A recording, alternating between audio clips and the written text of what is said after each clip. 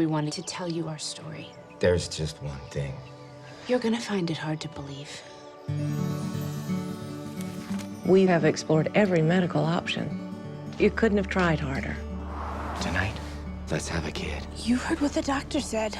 Give it up. Our kid would never give up. Picasso with the pencil. Honest to a fault. Yes. Yes.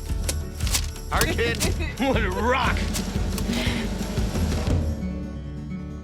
Now what? We're moving on. One of the scenes that everyone obviously is talking about is putting the perfect attributes of a kid in a jar and burying it. Right. If you were going to write down a few things about the perfect co-star and put in a jar and bury it, what are the things you'd write down, and who's the person that you think would end up popping up? Incredibly affable, great sense of humor, willing to work so hard and push the director and push you to be better. Super smart about how to make a story better, and willing to let go when he isn't going to win the battle, and then maybe Australian. Nice, that helps. And with the initials J.E. That helps. God, if there were only someone like that. I know, if only I could think of someone. Oh my Yeah. God. Oh, look, just kind and generous, to be honest. I mean, I'd love to crack a joke here, but we don't Right. have a lot of time.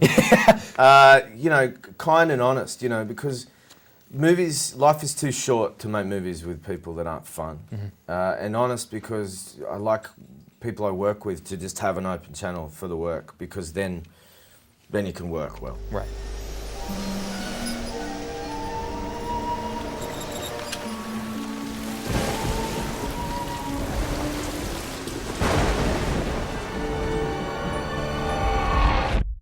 Honey! There's something you need to see. Hi, Hi. I'm Timothy. 54 girl names on the list. And One boy, and it was Timothy. Seeing this movie, I've got to tell you, it made me wish that I could go back to being a kid, to being your age and kind of running around and playing. And, you know, because trust me, being old and being grown up isn't all it's cut out to be. So from your perspective, from a kid's perspective, what am I most missing out on right now by being grown up and having to wear suits and ties every day? You're missing out going to the playgrounds, I guess? I do miss going to the playground. Man, okay, so if you come to Houston, we're going to go swings and monkey bars and Yeah. jungle gym and all that? Totally. We're good? Yeah. CJ and I are best friends now. There's something you need to know about me. I came from the garden. Where did he come from? It was all very sudden and kind of miraculous. So you all came from your mom's tummies? Yeah. How was that? That's not normal. Now, I have to admit, and don't make fun of me, I got a little emotional, got a little teary-eyed at the end of this movie, man. I want people to cry. I was losing it. I'm not gonna lie, I was that guy. What is your go-to cry movie, and what is the scene in that movie that just completely makes you lose it? E.T. I've seen a few times, and it gets me every time. It's when the stranger who's ridden into town has to inevitably go, and that's what this movie does as well. Exactly. The movie that made me cry the most was Into the Wild, Sean Penn's Oh, movie. yeah. It just snuck up on me, and I was sobbing like a child. Yeah, that's a rough one. Uncontrollably. Yeah, but E.T. does it for me. Yeah. I mean, I'm an easy target. Oh, really? Yeah, I cried when I watched this movie, which normally I don't cry when I watch my own stuff, but I think everyone cries at a different spot, and I cried from feeling happy as opposed to, you know, being sad, and my girlfriends cried their heads off because they said they recognized themselves so many times in the film, and I think that's great. It wasn't that they were sad, Right. but then their 10-year-old didn't cry at all. They thought it was like just a movie Right. made for him that was really fun. So Well, see, that's interesting because I'm not married and I'm not close to having kids yet. Right. You know, there aren't necessarily it still things. hit you. Yeah, it's still because found things. it's a really life-affirming film. Right. There aren't many of those made, you know, these days. Right, exactly. So we aren't blowing anything up. It's just Right. a story that's going to make you want to go home and call your family. And give Exactly. them a hug. Yeah. And I texted my mom. I was like, "My mom never goes to the movies." And I said, "I know you never go, but this is one that you would actually." I feel be worth that way. going to," I right? told my parents, I said, you guys never come to premieres. You have to come Right. see this. This is, you know, and I feel that way about my friends and their husbands and their kids. And I don't make a movie very often where I tell people that I love, I'm sorry, you have to spend Right, the money exactly. and Yeah, take the time exactly. and go to the theater Right. for this movie that I'm in Most because definitely. you will love it so That's much. awesome. Yeah. I decided our son would not be seen as different. He'd be treated like a normal kid. Have a great day. That's too much pressure. Have the day you have. One of the things that is beautiful about this movie is that it encourages the fact that if you're growing up and you're young and you have something that's different about you, that's something that you should be proud of. That's not something to be ashamed or to hide. That's something that everyone should know about. What is something that about yourself that kind of separates you away from everyone? It kind of makes you a little bit different from everybody else. Well, I try to stay in everyone's good side. Like if there's someone mean out there, or a bully, or someone jealous of me, I always try to stay in his good side or not put myself on like against him. That's a good idea. That's smart. Yeah. That's the only reason you're gonna hang out with me at the playground, isn't it? Because you're being nice to me. I knew it.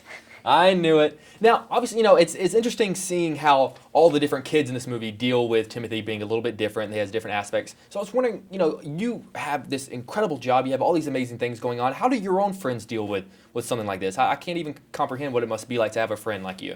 Well, this is what I get a lot. That's cool, man. And then that's it? Yeah, well, yeah, they just ask how I got the part, and then they say what it's like, and I tell them, and they're like, it's pretty chill, man. Right. Like, yeah. See, I feel like that's kind of like, that's a good friend whenever it's someone that, you know, isn't necessarily blown away by, they think it's cool, but then you can hang out and you're not talking about this all the time, I'm guessing. Yeah, someone who's always like asking for stuff and always asking about that, like starstruck or like only being your friend because you're in the movie. I try to, probably my true friends are people who knew me before my movie. Very true, very true. Well, we're going to still be true friends when we hang out on the playground, Yeah, right? definitely. Okay, all right, CJ, I'm counting on this, man. I'm going to be out there waiting on you. So when we get done with all of these, we'll be out there. Incredible. This isn't gonna work, is it? No. Make a wish, take a chance, make a change, and break away. You're not the only one with a secret. Really? Now, one of the great themes in the movie is the fact that kind of a lot of our relationships sort of define who we are, whether it's the relationship you have with your boss in the movie, the relationship that Joel has with his father. What is the relationship in your life that most kind of defines who you are? My sisters. Really? How so?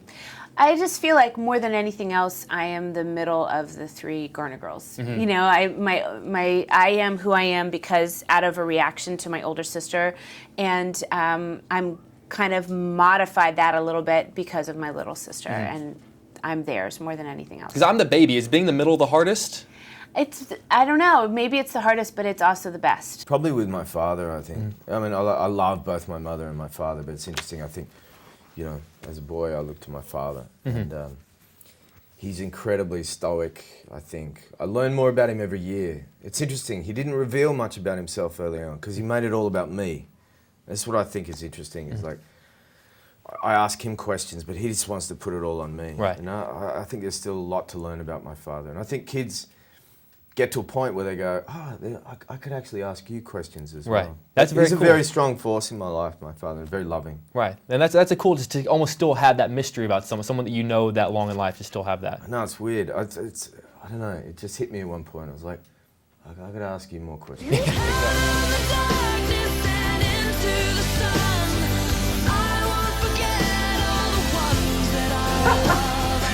I never thought I'd hear that laugh again. Let me ask, one of the amazing things about Timothy in this movie is that he ends up teaching everyone in the movie some sort of important lesson in life. And whenever I interview young actors, they always tell me about different lessons that they learn from the older actors on set. But I was wondering, what is something that maybe you think that you might have taught Joel or taught Jennifer that, you know, that they might take with them? Probably what I taught them is that I taught them that no matter what age you are, you can always be a great actor. This is how I really look. You know that he's different. Yeah, that's what I like about him.